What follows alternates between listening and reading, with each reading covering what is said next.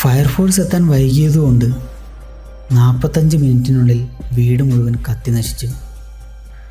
ഒടുവിൽ ഫയർഫോഴ്സ് ചാരത്തിലും അവശിഷ്ടങ്ങളിലും തിരച്ചിൽ നടത്തി.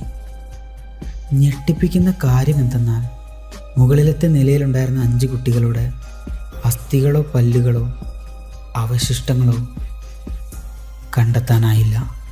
തീ ആരംഭിക്കുന്നതിന് മുമ്പ് ഫോൺ ലൈനുകൾ വിച്ഛേദിക്കപ്പെട്ടിരുന്നു. ഇലക്ട്രിക്കൽ ഫ്യൂസ് ബോക്സുകളെക്കുറിച്ച് അന്വേഷിക്കാൻ ഒരപരിചിതൻ മുമ്പ് വീട് സന്ദർശിച്ചിരുന്നു. സോഡർ കേസ് US ചരിത്രത്തിലെ ഏറ്റവും അമ്പരപ്പിക്കുന്ന കേസുകളിൽ ഒന്നാണ്.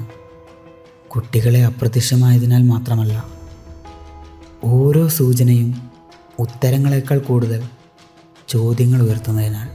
കൃത്യമായ തെളിവുകൾ പുറത്തു വരുന്നതുവരെ സോഡർ കുട്ടികളുടെ കഥ ഒരു തുടർന്ന മുറിവായി തുടരുന്നു. അമേരിക്കൻ നാടോടി കഥകളിൽ പതിഞ്ഞ ഒരു ഇരുണ്ട ക്രിസ്മസ് നിഗൂഢത.